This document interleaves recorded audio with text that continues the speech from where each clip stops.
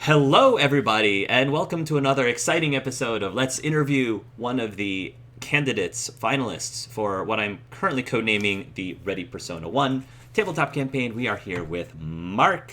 Hi, Mark. What up? Welcome back, Mark. And today, Mark has requested Dominic, also known as Young Orlando Bloom by many of the viewers. Oh my god. I personally think it's a compliment to be called that. I would love for somebody to call me Young and I don't Orlando see it. Bloom. I don't see it. I personally would love people to call me Young anything, Young anyone. So I'm mostly just flipping off Kate at this point. Like, there we go. Okay. So without further ado, I will get out of the way and let Dom take over from here. Go ahead, Dom. all right then, let's get right into it. So, Mark, in your own words, why exactly do you play tabletop RPGs? What do you find fun about them? Typically, the role play, the story of it all. It's not just from the dice roll or anything. I mean, the dice roll will determine how the story plays out, but primarily the story itself is just it hooks you. Yeah, it's just how the story goes, how the GM flows it. Like in the previous interview I had with Hark, it's almost like the GM is basically writing down the main story, and the players are basically the editors. Okay then, so speaking of story, what is your personal storytelling or role-playing style? Definitely more on the role-playing side, but if need be, then I could definitely add in some dice rolls and some combat if need be, if the story needs it. What is your biggest challenge as a player and role player, and how exactly do you plan on overcoming said challenge? Well, first off is being able to deal with paying attention, because I have ADHD. And the solution for that is, of course, note-taking. Like I have a book right here for notes in case I need to write down something for role-playing wise, like for one of the characters that I forget sometimes. The second thing that I have the most problem with is, of course, I have anxiety disorder. I was diagnosed back in 2017. And my solution to that is definitely meditation before going into the game, so I could feel prepared and calm for the situation. Because, like, even before here, my heart was racing, either with excitement or nervousness, and I can't even tell the difference, really. And then, since you didn't answer this in the initial audition, what specific genres would you be interested in playing in, both for the real-life character and the virtual character or game? I definitely like fantasy. I definitely do like sci-fi. I kind of like the Borderlands setting a whole lot. So, like, more or less, like, just kind of like a futuristic, apocalyptic kind of sort of deal. I really like that. In the audition, I really do like the urban fantasy. Definitely, the urban fantasy is definitely a good must for me. Which is really, it's really fun if we watched like some TVs like Once Upon a Time where like all the characters are actually, fairy tales. Hence is also one of my main inspirations for the virtual world I proposed. Okay.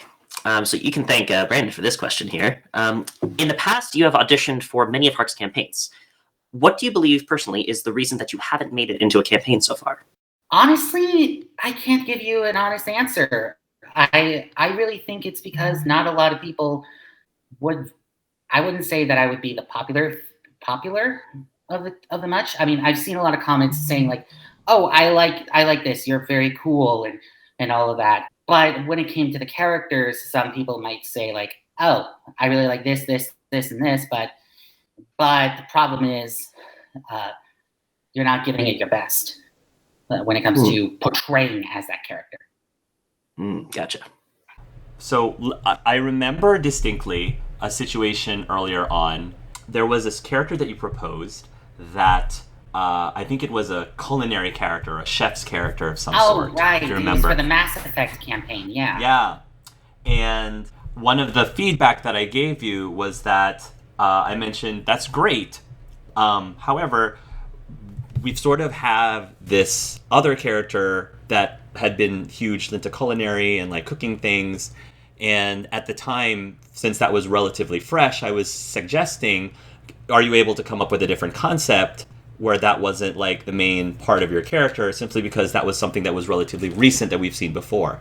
And at the time, I think your response was, not really. Like, you were really set on that specific character, which is fine. If you're totally attached to a character and you don't want to change it, that's your choice. However, because of that, what I needed from my players at the time was more flexibility. And I needed people who could prove to me that they can come up with any character on the spot. The very nature of this campaign, I need players who are flexible. I need someone who are saying, you know what, I came up with a character, I'm not fully attached to it, I can change it if I need to for the good of the game. So really my biggest reservation with you is, does Mark have the ability to be flexible this time around? What is your response to all that? I am very flexible at this point. Like I said, the characters were not fully fleshed out when I made them. Like I said, I as I told Dominic when we were talking, they were all basically rough draft. If I need to change the characters or change their names or their personalities, I'm okay with it. If you were hypothetically asked to give up your spot to be in the campaign and allow a different auditioner to be in the campaign instead, which other auditioner would you give that spot to, and why? I would definitely say Hales. Simply because I have played with them in the past, and I really enjoy their role-playing style. All right, so let us get into the mode. All right, first off, you need to get in costume. Mark? There we go. Oh, it's orange! I love the orange. Amazing. All right. I was planning on doing video game first. We see nothing but black. But then, slowly, something fades into view. A cityscape. Dark at night, with clouds half covering the moon, though its pale light gleams out. There's almost a red tint to everything, though. Just like this overbearing presence of dread.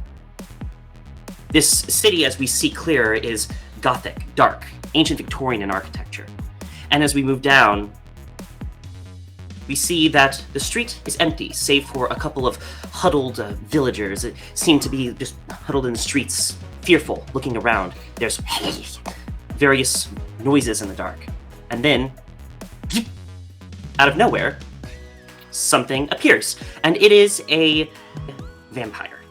We can see that they have dark red robes around them. They have very pale skin, completely bald, and are holding themselves imperiously, looking ever so perfect the part.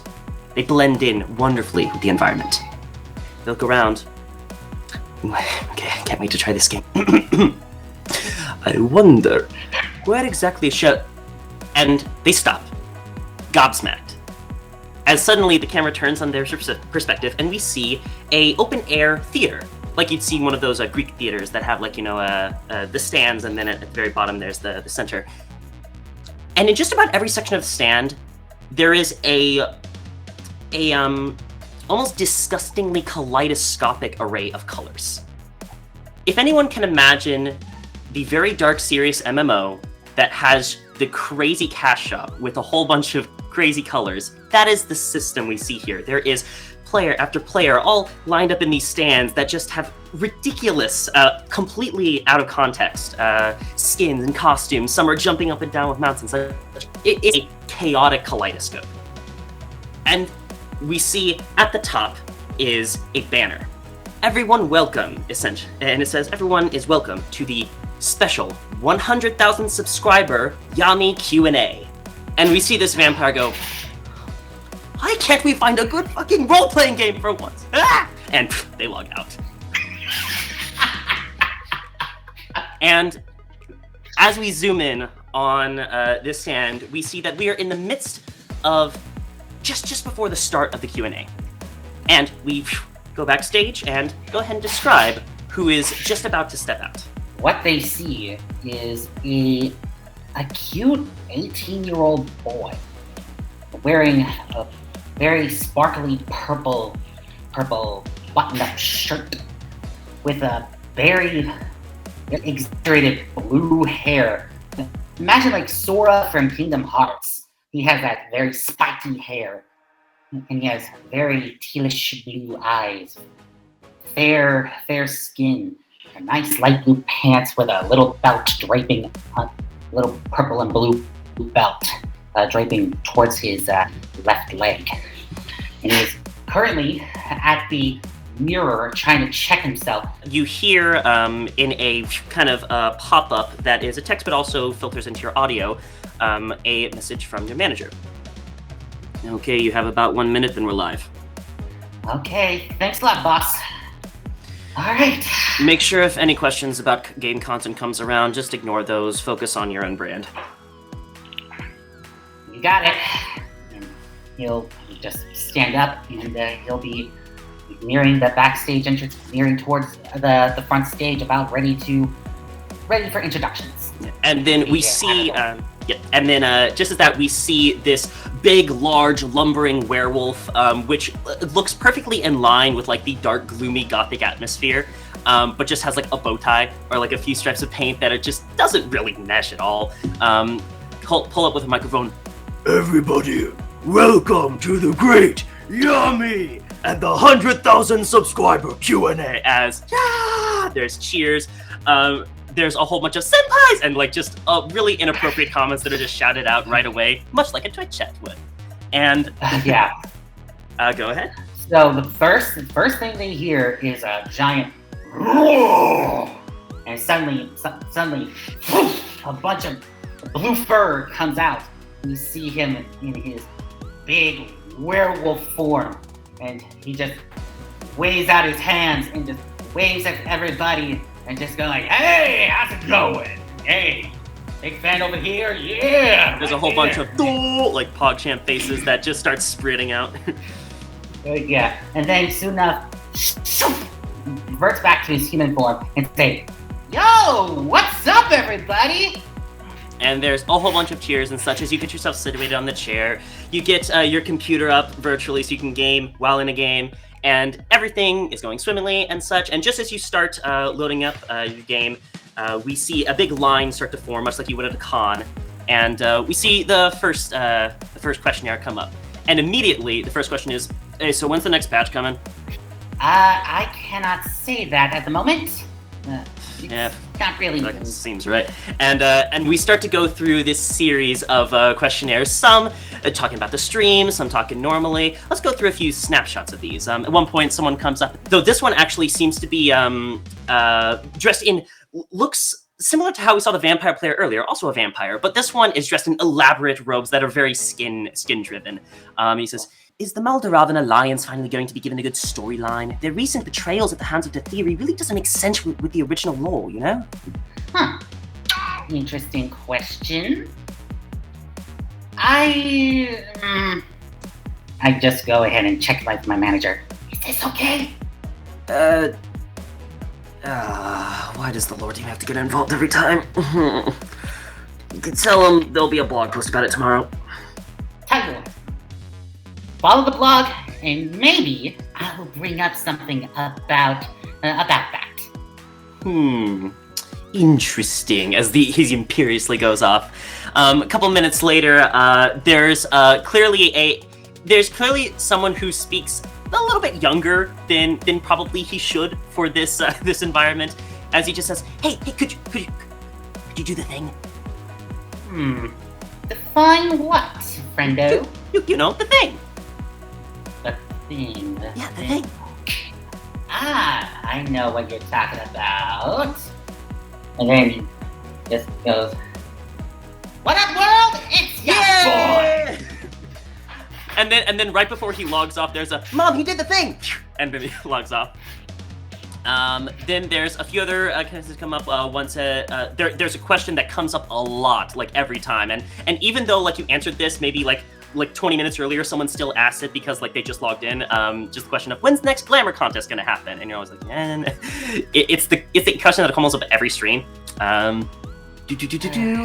And eventually, you go through all those questions before finally the stream ends, because it seems like and you're like, okay, maybe this will be fine. Maybe this will be fine. There's nothing wrong. And it's like, okay, last question. And you see someone come up, and they've been shouting lots of pod jokes in the back, and they say, just a really big fan. I love that one stream he did for 50K, and then the stream, and he goes off a few accomplishments before he goes. So okay, so sorry, my question is, and he gets really close to the mic. Could we get a face reveal?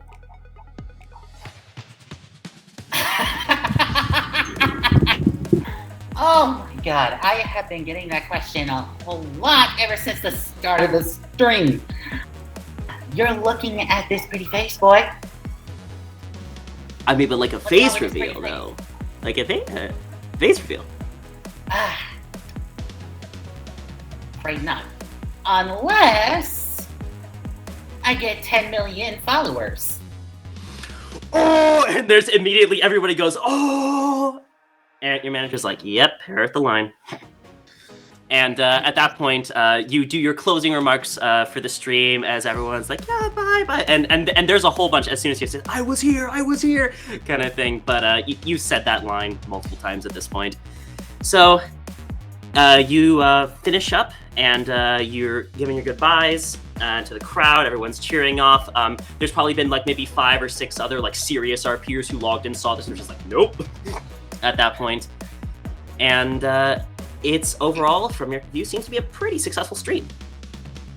So I just, well, successful. The stream there. Then I go and check my schedules after the.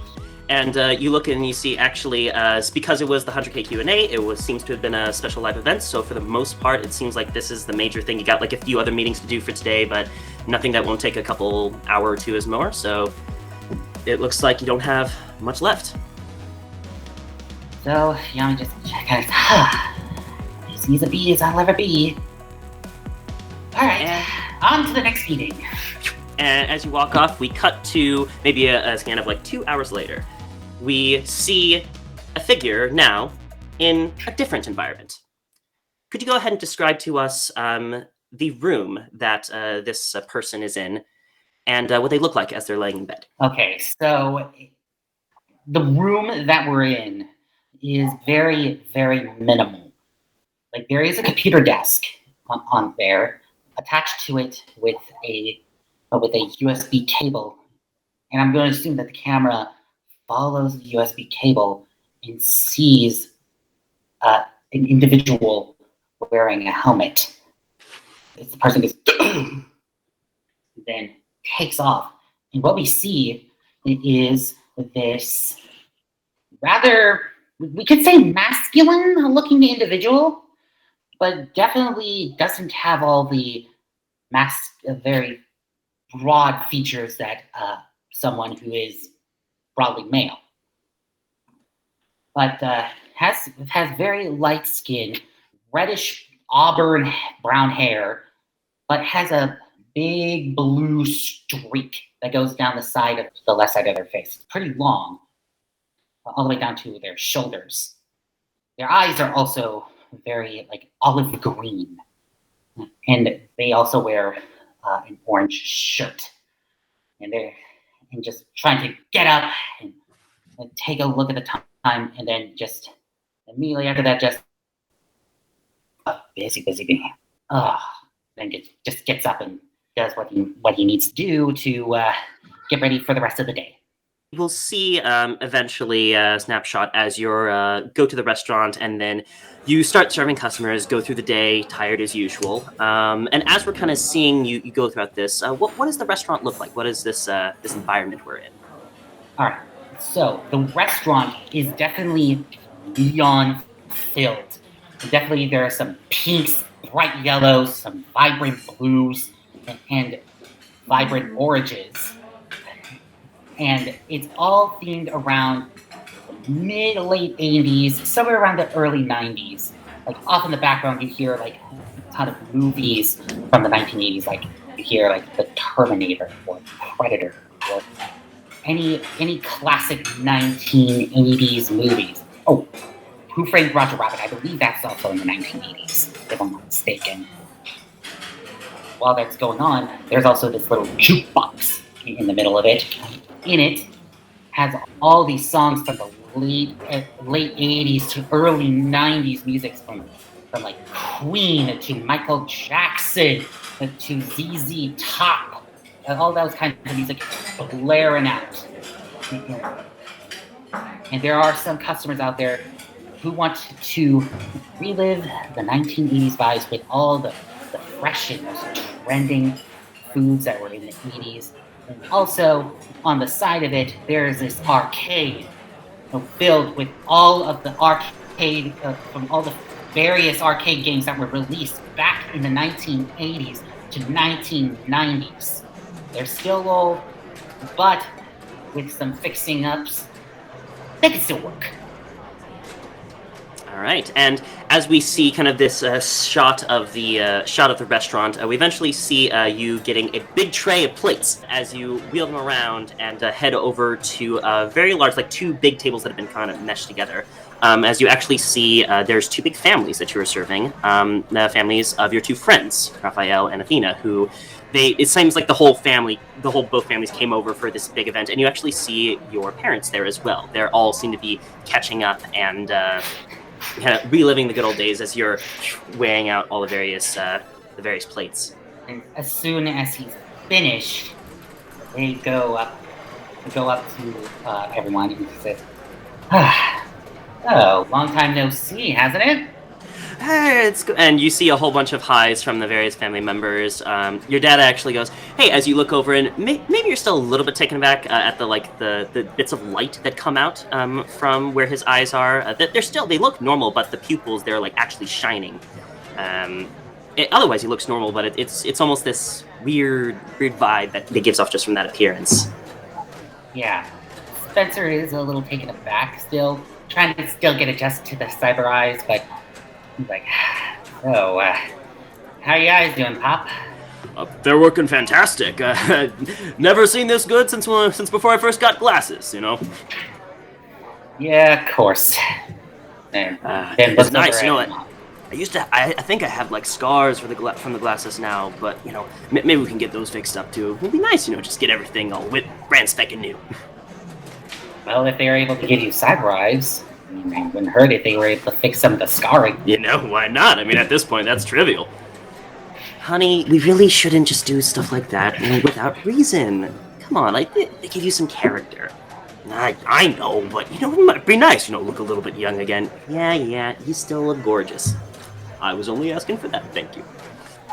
Speaking of which, Mom, how are your hands? The cybernetic hands. They're pretty good. It's weird, still, like, you know, and she actually holds out, like, we'll pat your hand, and it's like cold to the touch at first, and because, you know, being fans of the 80s and 90s, they decided not to go for the skin kind of like more modern stuff. They went for more like the classic kind of Terminator style retro stuff. It was her way to live out a fantasy, but it's definitely weird to get metal that almost grasps and is feeling. It's a little bit weird. I have to oil them now instead of just practicing or washing them. But yeah, they're working really well. And honey, thank you. I really thank you. I know there's a lot of plates here, and you've been doing some hard work. But really, the restaurant is booming. It's really doing fantastic. Just as there's like a from like one of the lights up top that just breaks. Oh, for the love of... Don't worry about it. You did all this work today. We'll handle it. If you say so. I don't want to push you. We'll be fine. We'll be fine. You've been taking care of us. It's okay. Then looks at both Raphael and Athena. Yeah. And actually, you look over and you see they're not at the table. They seem to actually be off on their own kind of side table. Seems like they're just kind of talking amongst themselves. And your mom sees you looking over. Go ahead. I'm sure the other customers can handle it waiting a little bit. Go ahead and talk with your friends. Okay. And then looks at one of the customers. You think you can handle my shit for a little bit? Yeah, like doesn't quite get to respond before you just move off. Just yeah, just heads off, goes towards Raphael and Athena. And as you sit down, you can see Athena actually finishes up, looks like a level on some sort of mobile game, mobile gaming platform basically.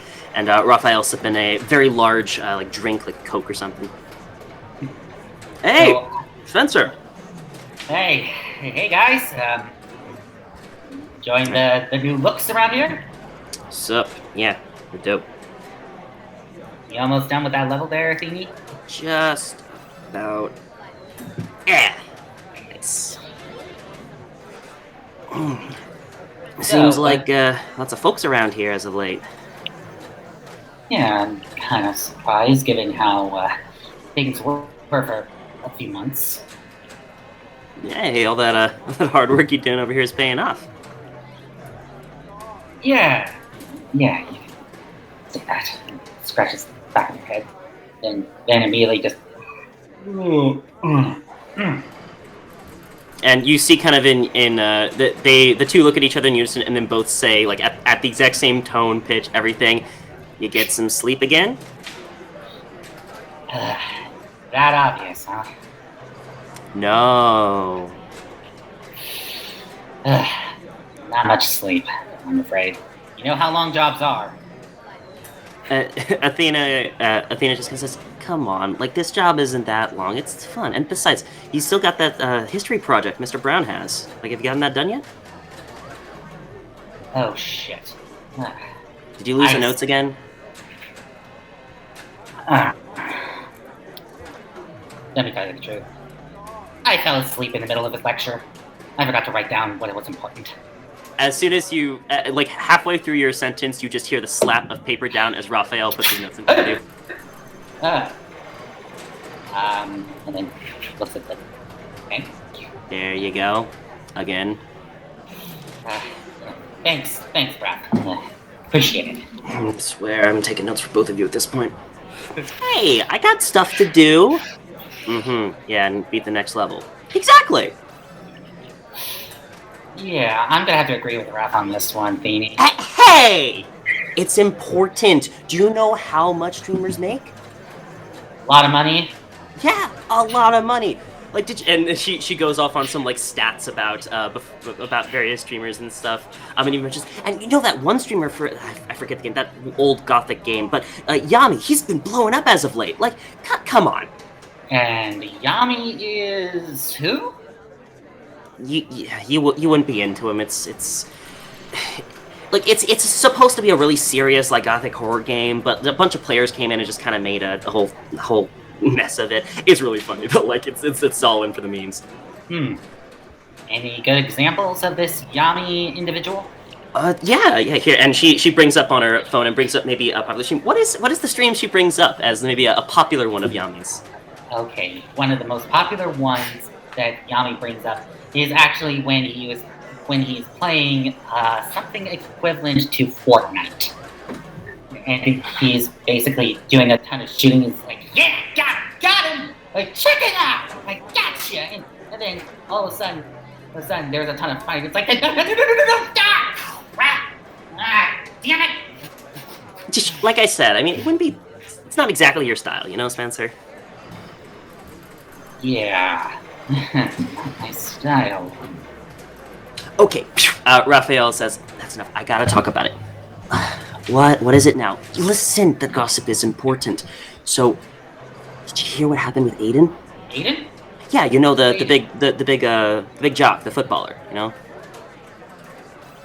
Oh no, don't tell me. He got into an accident, didn't he? No, that was a year ago. You're missing it up. Oh, come on, man. So, he came back, right? So he's been back now for, the last 3 months or something, right? And from the accident, because, he had to get cybernetic legs, right? Because, it was a really bad accident. But Yeah, that Aiden. now I'm starting to remember. Yeah, okay. That So, Aiden. the thing is, he's been outperforming everyone else on the field as of late. Because he's faster, because of the licks, right?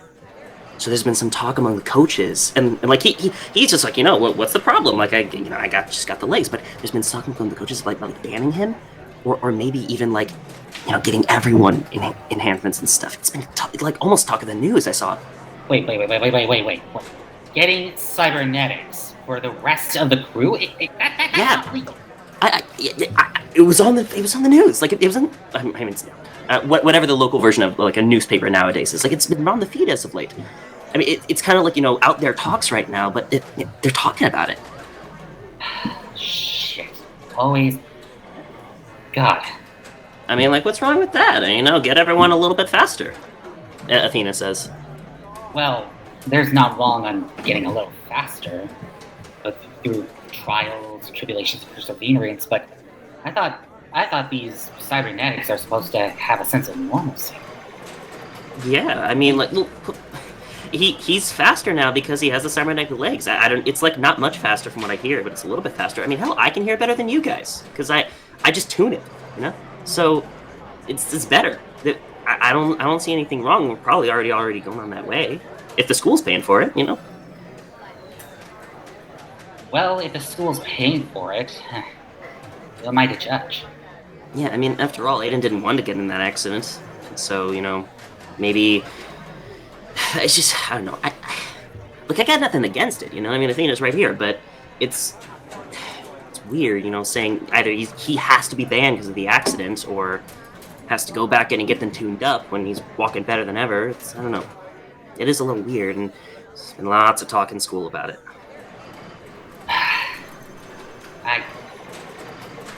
Honestly, ever since the whole cybernetics thing, it's been like the talk of the town. I mean, I've heard talk shows talking about how cybernetics are going to be the death of humanity or something like that. I don't know. Athena just laughs at that.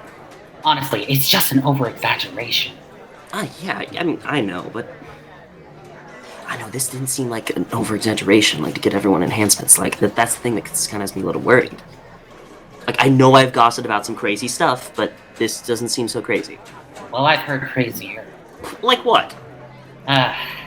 Well, if you've heard through the talk shows as of late, there are some activists going on right now about how they want to get rid of the cybernetics as soon as possible, before things start getting worse. Like that's gonna happen. It's official government-funded research. Good luck with that. Yeah, I agree there. It's kind of ridiculous. I mean, look at my parents. Look back at mom and dad. The reason why they need cybernetics is because, well, my father had glaucoma, my mother had Raynaud's. They needed to replace them so that they no longer have any issue with being able to see and or grab things. Yeah, Athena raises her hand. Hi. Yeah, and you, being born deaf, so you can be able to hear things. Yeah, or Aiden with the car accident. He wasn't going to walk again. Yeah, Aiden needed to walk again and have a sense of normalcy. I don't see the issue. Yeah, I guess I don't know. I'm just worried that they'll start to, take it a little bit sci-fi and shit. That's honestly, that sounds like an over-exaggeration. I don't know. And Spencer just kind of looks at the two of them, kind of blushes a little bit excited. So, aside from Aiden, was there anything else going on at the university? Oh, yes. So there's and Raphael starts to immediately launch into all the various gossip of the parts of the university as we kind of pan out and see the shot of the three of them sitting there at the restaurant as we pan outside, see retro, and fade to black. Everyone in their lives keeps secrets. Secrets about themselves, places they've been to, or even shortcuts you didn't even think about until you or somebody else figured it out. One missing puzzle piece right in front of you the whole time. But what if one of those secrets is something that must remain a secret? To the outside perspective, I'm just Spencer Iora, a waiter for their family restaurant, Retro, who is about ready to pass out at any minute due to lack of sleep. But that's not all who I am. You see, like many others, I too have a secret. But through NDA, I must not talk about. Something you, yes, you, were able to find. The secret last piece of the puzzle. My puzzle. With what's going on in the world now, how people are starting to question humanity's place in evolution with this new biotechnology slowly making its way into our lives, you found my secret. A secret which I'm not proud of, but thanks to you, as well as many others like you, my family's lives are somewhat better than it was before, financially. I think it's time to stop thinking anymore. Upload. Yo, what's up? It's your boy, Yami Aotsuki, your favorite cute werewolf live streamer in the world of darkness. And yeah, this is my secret. I know I might get fired for revealing such an identity as myself, but hear me out. There are times in one's life when enough's enough. And to be honest, I'm tired. Tired of not being myself. Tired of putting up the act. Tired of being beaten down a peg just to get up and be pushed back down. All I want to do is just be free. Free to be myself. My true self. Both as Spencer Iora and Yami Aotsuki. What I'm trying to say is this. In the end of it all, will you still accept me?